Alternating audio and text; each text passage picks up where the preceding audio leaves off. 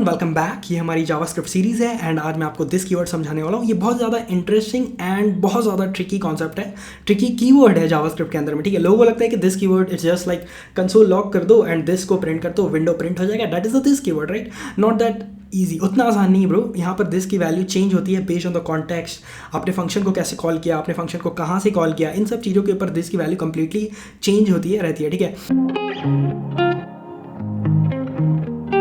तो जब भी मैं इंटरव्यूज़ लेता हूँ किसी कैंडिडेट से और दिस से रिलेटेड क्वेश्चन जब पूछता हूँ तो मोस्ट ऑफ द टाइम मुझे इनकरेक्ट आंसर्स मिलता है उनसे। नॉट जस्ट दैम, जब मैंने भी पहले जितनी बार भी interviews the, because of the less understanding of the this keyword, मैंने खुद ही बहुत बार इनकरेक्ट आंसर दिया है दिस कीवर्ड को लेकर। यहाँ पर मैं कोशिश करूँगा कि आपको दिस कीवर्ड अच्छी तरह समझ आ जाए एंड आप अपने इंटरव्यू में करेक्ट आंसर दो। ठीक है, बोनस ऑफ द वीडियो के इस वीडियो के कॉन्सेप्ट समझने के बाद मैं आपको इंटरव्यू क्वेश्चन शो करूँगा जहाँ पर ईजी से हार्ड वन तक होगी एंड मैं आपको सारे क्वेश्चन दिखाऊंगा। उसी टाइप के इंटरव्यू क्वेश्चंस पूछे जाते हैं दिस से रिलेटेड। तो जब आप वो उन सब का आंसर कर पाओगे देन डेफिनेटली आप अपने इंटरव्यू के अंदर भी उन सारे क्वेश्चंस को आंसर कर पाओगे। ठीक है, so let's start this tricky this keyword, है ना? तो let me show you. Okay, so this is our presentation. यहाँ पर दिस कीवर्ड मैं आपको समझा दूँ कि ये दिस कीवर्ड है क्या एक्चुअल में। So this keyword refers to the context in which a function is called. ठीक है, कॉन्टेक्स्ट मतलब अगर आपको जावास्क्रिप्ट में मेरे कॉन्टेक्स्ट वाले वीडियो नहीं देखी तो आपको कॉन्टेक्स्ट नहीं पता होगा एंड कॉन्टेक्स्ट की अंडरस्टैंडिंग बहुत ज़रूरी है पूरी तरह जावास्क्रिप्ट को समझने के लिए। ठीक है, तो बेसिकली एक स्क्रिप्ट है, वहाँ पर हमने कुछ जावास्क्रिप्ट के लाइन्स लिख दिए। So that is nothing but the global context, है ना? आपका पूरा कोड ग्लोबल कॉन्टेक्स्ट में लिखा होता है एंड वहाँ पर दिस की वैल्यू होती है आपकी विंडो। तो यहाँ पर यही कह रहा है कि this keyword refers to the context. This keyword हमेशा कॉन्टेक्स्ट को रिफर करता है in which a function is called. जहाँ पर जिस भी कॉन्टेक्स्ट में फंक्शन कॉल होता है वहाँ पर दिस की वैल्यू वही होती है। Okay, so first talk about the global context. Global context या जो आपने स्क्रिप्ट लिखी है एंड जावास्क्रिप्ट इंजन जब उस स्क्रिप्ट को एग्जीक्यूट करता है तो एक ग्लोबल एग्जीक्यूशन कॉन्टेक्स्ट क्रिएट करता है, जो आपका एक एनवायरनमेंट होता है जहाँ पर आपका जावास्क्रिप्ट कोड एग्जीक्यूट करता है। तो वहाँ पर आपकी जो दिस की वैल्यू होती है वो ग्लोबल ऑब्जेक्ट को रेफर करती है। ठीक है, तो यहाँ पर in the global context this refers to the global object, window in browser and global in Node JS. अगर ब्राउजर की बात करें तो दिस की वैल्यू विंडो हो जाएगी एंड नोड.js की बात करें तो दिस की वैल्यू ग्लोबल हो जाएगी। तो यहाँ पर आप देखो example line number 3 console log. तो ये हमारा पूरा स्क्रिप्ट जो है ना वो ये जब रन करेगा तो ये सबसे पहले ग्लोबल एक कॉन्टेक्स्ट क्रिएट होगा। तो ये ग्लोबल कॉन्टेक्स्ट के अंदर दिस की वैल्यू होगी आपकी विंडो ऑब्जेक्ट। ठीक है, नेक्स्ट फंक्शन कॉन्टेक्स्ट। अभी ये थोड़ा इंपॉर्टेंट है एंड यहाँ से ही सारे इंटरव्यू क्वेश्चंस रेज होते हैं। तो फंक्शन कॉन्टेक्स्ट में क्या होता है कि आप देखो लाइन नंबर 5, ये जो फंक्शन हमने लिखा फंक्शन कीवर्ड यूज करके, this is a regular function. On line number 11 this is also a regular function. ठीक है, फंक्शन कीवर्ड यूज करके हमने क्रिएट किया तो ये हो गया रेगुलर फंक्शन। अब यहाँ पर डिफरेंस समझना, in a regular function this refers to the object that called the function. ठीक है, दिस रिफर करता है, क्या बोल रहे हैं यहाँ पे, दिस रिफर करता है उस ऑब्जेक्ट को जिसने फंक्शन को कॉल किया। तो यहाँ पर फंक्शन क्या है, ग्रीट, इसको मेथड भी बोलते हैं। तो ग्रीट यहाँ पर जो मेथड है ना ये कॉल हुआ बाय दिस ऑब्जेक्ट ओबीजे के हेल्प से ग्रीट कॉल हुआ। तो जब ग्रीट मेथड ओबीजे के हेल्प से कॉल होता है ना तो यहाँ पर इस फंक्शन डेफिनेशन के अंदर दिस की वैल्यू ये ऑब्जेक्ट होती है इटसेल्फ। वही लिखा है यहाँ पे, in regular function this refers to the object that called the function if the function is called as a method of an object. ठीक है, फंक्शन ये जो ग्रीट फंक्शन है called as a method greet क्या हो गया, method of this object, इस OBJ का, है ना? इस object as a method of this object call होगा तो वहाँ पर उस फंक्शन डेफिनेशन में दिस की वैल्यू हो जाएगी आपकी, क्या हो जाएगी, दिस की वैल्यू हो जाएगी आपकी ये ऑब्जेक्ट इटसेल्फ, ये ऑब्जेक्ट ही हो जाएगा। In a regular function this refers to the object that called the function if the function called as a method of an object. अगर फंक्शन कॉल होता है as a method of the object this refers to that object, तो इस object को refer करेगा। Now in strict mode, ये 2 point बहुत ज़्यादा इंपॉर्टेंट है। In strict mode if a function is called without an explicit context. ठीक है, एक फंक्शन कॉल किया विदाउट स्पेसिफाइंग एनी कॉन्टेक्स्ट। इस केस में आप देखो हम ओबीजे स्पेसिफाई करके मेथड ग्रीट कॉल कर रहे हैं, लेकिन हम कोई ऑब्जेक्ट स्पेसिफाई नहीं करते, मतलब कोई कॉन्टेक्स्ट स्पेसिफाई नहीं करते एंड मेथड कॉल कर देते हैं। तो वो हो गया विदाउट एन एक्सप्लिसिट कॉन्टेक्स्ट, कोई कॉन्टेक्स्ट स्पेसिफाई नहीं किया, मेथड कॉल कर लिया। तो उस केस में अगर नॉन स्ट्रिक्ट मोड है तो दिस की वैल्यू हो जाएगी विंडो, और अगर स्ट्रिक्ट मोड है तो दिस की वैल्यू हो जाएगी अनडिफाइंड। ये याद रखना बिकॉज इसके हेल्प से ही आप सारे क्वेश्चन सॉल्व करोगे। In strict mode if a function is called without an explicit context this is undefined. This क्या हो जाएगा आपका, अनडिफाइंड हो जाएगा in case of strict mode. For example welcome, अगर हम वेलकम को कॉल करेंगे, यहाँ पर हम कोई कॉन्टेक्स्ट स्पेसिफाई नहीं करेंगे, will simply call the welcome, तो यहाँ दिस की वैल्यू हो जाएगी आपकी स्ट्रिक्ट मोड में हो जाएगी undefined and non strict mode में हो जाएगी आपकी विंडो। ठीक है, विंडो हो जाएगी। एरो एरो फंक्शन एक स्पेशल फंक्शन है जावास्क्रिप्ट में जो ES6 में इंट्रोड्यूस किया गया है। यहाँ पर आप लाइन नंबर 17 में देखोगे हमने एक ऑब्जेक्ट क्रिएट किया with property name and greet. यहाँ पर ग्रीट लाइन नंबर 19 एक एरो फंक्शन है, कोई रेगुलर फंक्शन नहीं है, ठीक है। यहाँ पर एरो फंक्शन आप देख सकते हो, इसका ये पैरेंथेसिस है एंड मिडिल में एक एरो है and this is the body of the function, ठीक है। तो जब भी एरो फंक्शन की बात होती है तो वहाँ पर दिस की जो वैल्यू है ना वो लेक्सिकल स्कोप से आती है। लेक्सिकल स्कोप मतलब पेरेंट स्कोप। अगर आपको स्कोप समझ में नहीं आता, स्कोप की अंडरस्टैंडिंग नहीं है, तो स्कोप वाली वीडियो ऑलरेडी अपलोडेड है इस चैनल पे, आप पहले वो स्कोप वाली वीडियो देख लो, स्कोप की अंडरस्टैंडिंग ले लो, वहाँ पे समझ लो आप local scope, parent scope, lexical scope and then you can come back to this video again, ठीक है। तो यहाँ पर वापस मैं आपको समझा दूँ, यहाँ पर जो दिस की जो वैल्यू है ना, दिस इज लेक्सिकल स्कोप। तो लेक्सिकल स्कोप मतलब पेरेंट स्कोप, तो दिस की वैल्यू इस एरो फंक्शन को पेरेंट से मिलेगी। अब यहाँ पर अगर हम इस केस की बात करें तो ग्रीट जो मेथड है वो एक ऑब्जेक्ट का पार्ट है एंड ये ऑब्जेक्ट को क्रिएट किया गया है, डिफाइन किया गया है ग्लोबल कॉन्टेक्स्ट में, ठीक है, यानी ग्लोबल स्कोप में। तो यहाँ पर ग्लोबल कॉन्टेक्स्ट में दिस की वैल्यू क्या है बता सकते हो, विंडो, ठीक है। तो यहाँ पर ग्लोबल कॉन्टेक्स्ट में दिस की वैल्यू विंडो है, एरो फंक्शन है तो लेक्सिकल स्कोप से आएगी, यहाँ पे दिस क्या हो जाएगा, विंडो हो जाएगा, ठीक है। तो यहाँ पे वही लिखा है, this is lexical scope, it retains the value of this from its enclosing lexical context. इस केस में विंडो हो गया and doesn't bind its own this value, इसकी खुद की कोई दिस वैल्यू नहीं होती। तो ये हमेशा एरो फंक्शन अपने पेरेंट वाले स्कोप से यानी लेक्सिकल स्कोप से दिस की वैल्यू फेच करता है, ठीक है। नेक्स्ट कंस्ट्रक्टर फंक्शन, यहाँ पे दिस का बिहेवियर कैसा होगा। So in constructor function this refers to the newly created instance of the object. बहुत आसान है, यहाँ पे लिखा है फंक्शन पर्सन, ठीक है। ये फंक्शन क्रिएट का पर्सन। अब इस पर्सन फंक्शन को हम कॉल कर रहे हैं एज ए कंस्ट्रक्टर।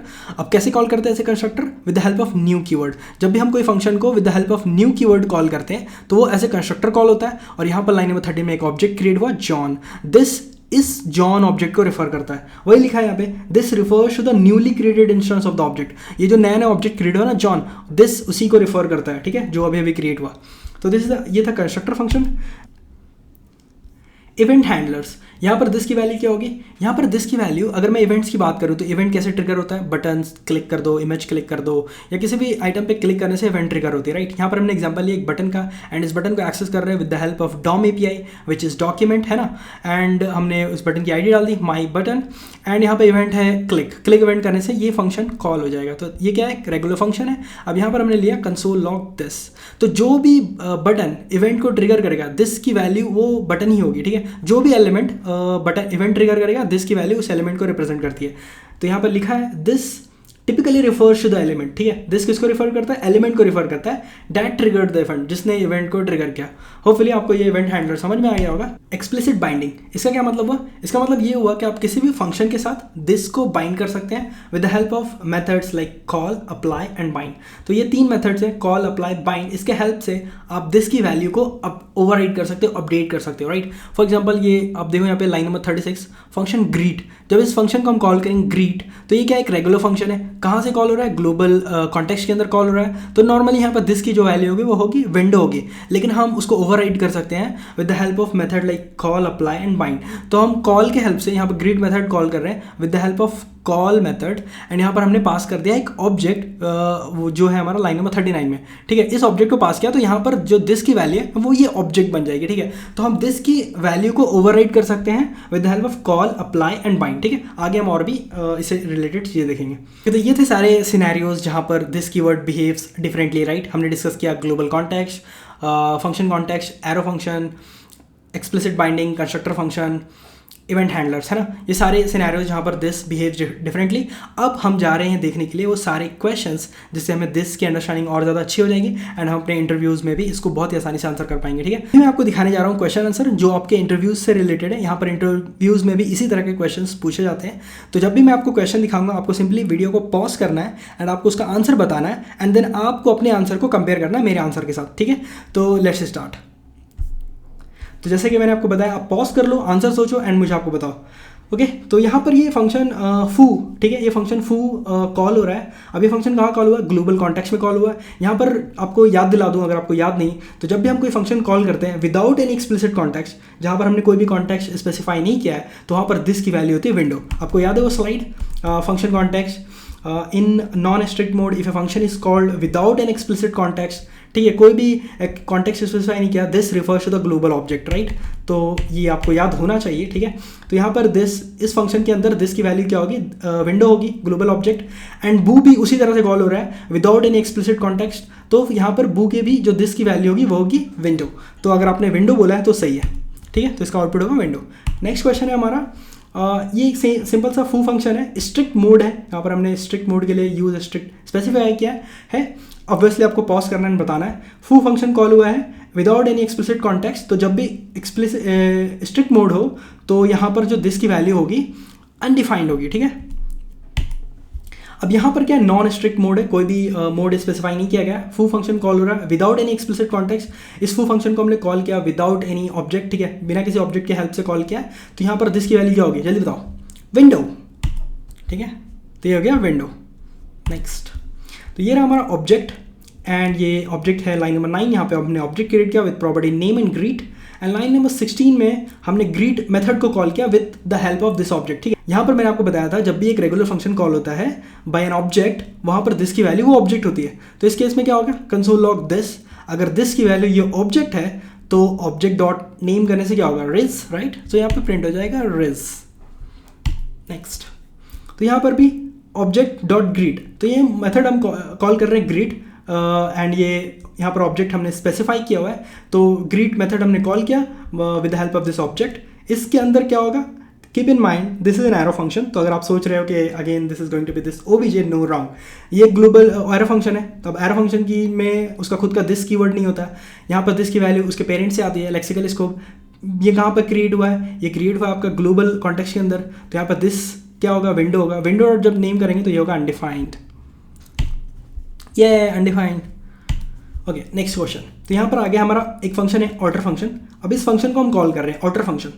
अब ये ऑर्डर फंक्शन जब कॉल हुआ तो उसके अंदर ये एक ऑब्जेक्ट है OBJ line number 88 with property name and greet, and यहाँ पर हम ओबीजे डॉट ग्रीट कॉल कर रहे हैं। तो अगेन हम मेथड कॉल कर रहे हैं बाय ऑब्जेक्ट ओबीजे के हेल्प से कॉल कर रहे हैं। तो यहाँ पर अगर ये रेगुलर फंक्शन होता तो दिस की वैल्यू ये ऑब्जेक्ट होती है, but again this is an arrow function.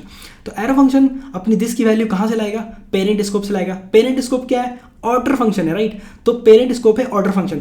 अब यहाँ पर आपको फिगर आउट करना पड़ेगा कि यहाँ पर दिस की वैल्यू क्या होगी। तो ये जो पेरेंट फंक्शन है एक रेगुलर फंक्शन है, एंड यहाँ पर ये फंक्शन कॉल हुआ है विदाउट एन एक्सप्लिसिट कॉन्टेक्स्ट। यहाँ पर हमने कोई भी ऑब्जेक्ट के हेल्प से इस फंक्शन कॉल नहीं किया, तो इसके अंदर यहाँ से यहाँ तक दिस की वैल्यू होगी विंडो, एंड ये एरो फंक्शन है तो अपना लेक्सिकल स्कोप से दिस की वैल्यू लेकर आएगा। अगेन तो जो वैल्यू लेकर आएगा वो हो जाएगी आपकी window, and window dot name करने से सिंपली वहाँ पर कोई नेम नहीं है तो ये हो जाएगा आपका अनडिफाइंड, ठीक है। तो ये हो गया अनडिफाइंड। यहाँ पे मैंने एक नोट डाल दिया, arrow function do not have their own this context and inherit from their surrounding lexical scope, ठीक है। तो ऑर्डर फंक्शन के स्कोप से वो लेकर आएगा, एंड ऑर्डर फंक्शन में दिस की वैल्यू है विंडो ओबीजे, ठीक है। तो यहाँ पर एक ऑब्जेक्ट है OBJ with name and greet, and this is a regular function. अब यहाँ पर हम क्या कर रहे हैं, एक फंक्शन वेरिएबल क्रिएट कर रहे हैं greet function equal to OBJ dot greet. यहाँ पर फंक्शन कॉल नहीं कर रहे हैं, यहाँ पर हम ग्रीट प्रॉपर्टी एक्सेस कर रहे हैं, यानी इस फंक्शन डेफिनेशन को लेकर आ रहे हैं एंड असाइन कर रहे हैं ग्रीट फंक्शन के अंदर, ठीक है। अब इस मेथड को यानी लाइन नंबर 103 से 105 ये जो फंक्शन डेफिनेशन है वो आ गया ग्रीट फंक्शन के पास। बेसिकली ऑब्जेक्ट और ग्रीट का जो रेफरेंस है, ये जो रेफरेंस है वो ग्रीट फंक्शन को मिल गया, एंड ग्रीट फंक्शन 109 पे कॉल हुआ। अभी आपको ध्यान रखना है कि ये फंक्शन कॉल कहाँ हुआ, ये फंक्शन कॉल हुआ ग्लोबल कॉन्टेक्स्ट में, ठीक है। अब जब ग्लोबल कॉन्टेक्स्ट में कॉल हुआ तो यहाँ पर दिस की वैल्यू क्या होगी, विंडो। तो यहाँ पर दिस की वैल्यू क्या होगी, विंडो डॉट नेम करेंगे, अगेन अनडिफाइंड, ये। तो यहाँ पर आप कंसोल लॉग में देखो अनडिफाइंड, यहाँ पर एक्सप्लेनेशन भी लिखा है, आप पढ़ना चाहो तो पढ़ सकते हो। ओके, अब इस क्वेश्चन को ध्यान से समझना, ये बहुत ही इंटरेस्टिंग क्वेश्चन है, OBJ1 एंड OBJ2। अब यहाँ पर हम क्या कर रहे हैं, एक वेरिएबल क्रिएट कर रहे हैं, इस वेरिएबल myfunc को एक रेफरेंस असाइन कर रहे हैं जो आपका OBJ2 का है, OBJ2.func। अब इस OBJ2.func को मिला हुआ है OBJ1func which is this function है ना, 114 पे जो फंक्शन है। तो यहाँ पर क्या क्या हमने OBJ2.func यानी ये वाला प्रॉपर्टी 1 to 1 पे जो है, एंड इसको हमने असाइन कर दिया ऑब्जेक्ट 1 फंक्शन रेफरेंस, ठीक है। ऑब्जेक्ट 1 फंक्शन रेफरेंस असाइन कर दिया, तो ओवरऑल हम बोल सकते हैं myfunc को हमने ये वाला फंक्शन असाइन कर दिया, ठीक है। अब जब ये वाला फंक्शन जो पूरा है 114 से यहाँ तक ये पूरा फंक्शन आ गया myfunc के पास। अब इस myfunc को हम कॉल कहाँ से कर रहे हैं, ग्लोबल कॉन्टेक्स्ट से कर रहे हैं, कोई भी एक्सप्लिसिट कॉन्टेक्स्ट स्पेसिफाई नहीं किया है। तो यहाँ ये कॉल हो रहा है ग्लोबल कॉन्टेक्स्ट में। जब कोई फंक्शन ग्लोबल कॉन्टेक्स्ट में कॉल होता है तो वहाँ पर दिस की वैल्यू क्या होती है, टेल मी गाइस, दिस की वैल्यू होती है विंडो। अब विंडो के अंदर हम ट्राई कर रहे हैं नेम प्रॉपर्टी एक्सेस करने की जो कि अवेलेबल नहीं है, तो इस केस में यहाँ पर ये हो जाएगा अनडिफाइंड, ठीक है। तो ये हो गया अनडिफाइंड। नेक्स्ट क्वेश्चन, ओके, अब इस क्वेश्चन को हम देखते हैं, ठीक है। यहाँ पर हमने एक ऑब्जेक्ट लिया है एंड यहाँ पर उस ऑब्जेक्ट का फंक मेथड कॉल कर रहे हैं। ओके, यहाँ पर बाय मिस्टेक मैंने obj ही लिखा है, बट यहाँ पर होना चाहिए obj3.func, ठीक है। तो यहाँ पर जब भी हम फंक्शन कॉल करते हैं बाय एन ऑब्जेक्ट, तो उस फंक्शन के अंदर आपको याद है दिस की वैल्यू क्या होती है, दिस की वैल्यू होती है वो ऑब्जेक्ट इटसेल्फ, मतलब obj3 ही यहाँ पर दिस की वैल्यू हो जाएगी obj3। अब ये जो फंक्शन कॉल हो गया, कॉल होने के बाद यहाँ पर हमने एक टाइमर चला दिया, सेट टाइम आउट। अगर आपको नहीं पता तो सेट टाइम आउट एक फंक्शन है जो एक पर्टिकुलर इंटरवल के बाद एग्जीक्यूट करता है। तो यहाँ पर है दिया हमने 1000 मिली सेकेंड, जो कि होता है 1 सेकंड। तो ये सेट टाइम आउट हमारे इस फंक्शन को, रेगुलर फंक्शन को कॉल कर देगा 1 सेकंड के बाद। अब यहाँ पर क्या होता है कि हम कॉल नहीं कर रहे, ये सेट टाइम आउट इस फंक्शन को कॉल कर रहा है ग्लोबल कॉन्टेक्स्ट में। तो ये जो सेट टाइम आउट जब भी कॉल करेगा ना इस फंक्शन को, तो वो ग्लोबल कॉन्टेक्स्ट में ही कॉल करेगा, because it's a regular function. यहाँ पर कोई भी कॉन्टेक्स्ट स्पेसिफाई हम नहीं कर रहे हैं, without any context specifying we are calling this function, है ना। तो यहाँ पर दिस की वैल्यू क्या हो जाएगी, विंडो। अब जब दिस की वैल्यू अगर विंडो है तो हम क्या एक्सेस कर रहे हैं, नेम। हमें मिलेगा क्या, नेम नहीं मिलेगा। So this is going to be undefined, ठीक है। नेक्स्ट ये हो गया obj5। अब obj5 के हेल्प से हम इस फंक्शन को कॉल कर रहे हैं, तो आपको पता है यहाँ पर दिस की वैल्यू इस फंक्शन के अंदर हो जाएगी आपकी obj5, ये दिस की वैल्यू हो जाएगी obj5। एंड इसमें हम क्या कर रहे हैं, अगेन टाइमर चला रहे हैं जो 1 सेकंड के बाद हमारा एरो फंक्शन एग्जीक्यूट करेगा, राइट। तो ये इंटरेस्टिंग है, ध्यान से समझना। पहले था regular function, but this is now arrow function. अब ये जब एरो फंक्शन है तो एरो फंक्शन दिस की वैल्यू कहाँ से लाता है, अपने लेक्सिकल स्कोप से लाता है, पेरेंट स्कोप। तो पेरेंट स्कोप इस केस में क्या होगा, ये फंक्शन होगा, राइट। पेरेंट स्कोप होगा ये फंक्शन। अब यहाँ पर दिस की वैल्यू क्या है, यहाँ पर दिस की वैल्यू ये obj5 है। अब जब हम एक्सेस करेंगे obj5.name तो हमें मिलेगा ls। ओके, तो हमें मिल गया ls। होपफुली समझ में आया, नहीं समझ में आया कमेंट। अब ये है एक और क्वेश्चन obj4, इसको समझते हैं।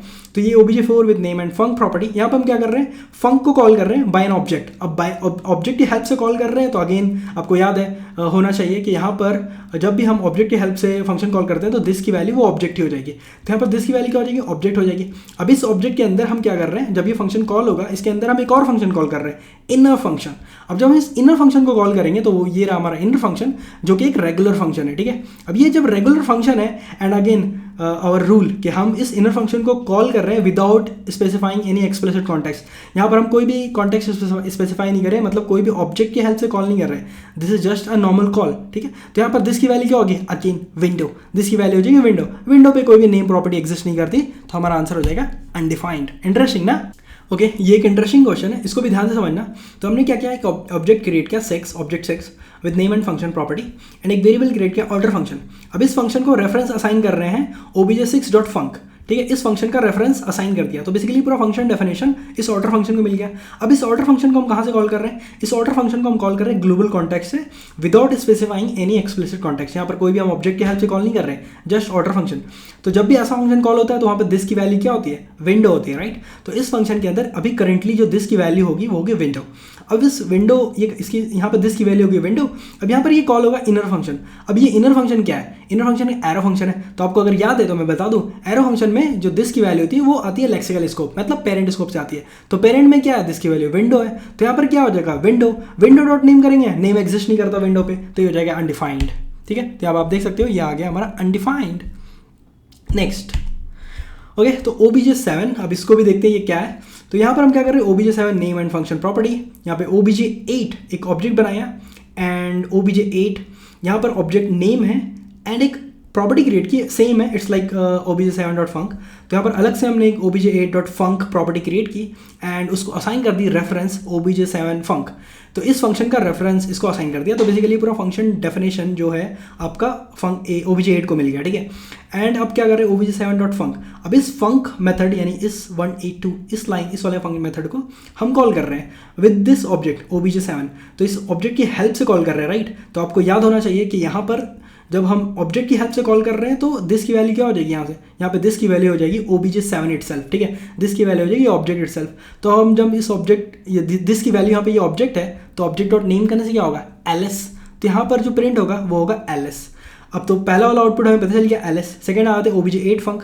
obj8func में क्या है, फंक्शन विच इज obj7.func का रेफरेंस है, तो अगेन द सेम फंक्शन की बात हो रही है। अब यहाँ पर obj.8 फंक्शन कॉल हो रहा है बाई किसकी हेल्प से कॉल हो रहा है, obj8 की हेल्प से कॉल हो रहा है। तो obj8 की हेल्प से कॉल हो रहा है, तो यहाँ पर दिस डॉट नेम, दिस किसको रिप्रेजेंट करेगा, obj8 को रिप्रेजेंट करेगा, राइट। obj8 की हेल्प से कॉल हुआ तो यहाँ पर दिस रिप्रेजेंट करेगा obj8 को। तो जब हम obj8 डॉट नेम करेंगे तो यहाँ पर प्रिंट क्या होगा, बॉब। तो पहला वाला आउटपुट होगा एलिस, दूसरा वाला आउटपुट होगा बॉब। लेट्स सी, तो ये हो गया हमारा एलिस, सेकंड वाला हो गया बॉब।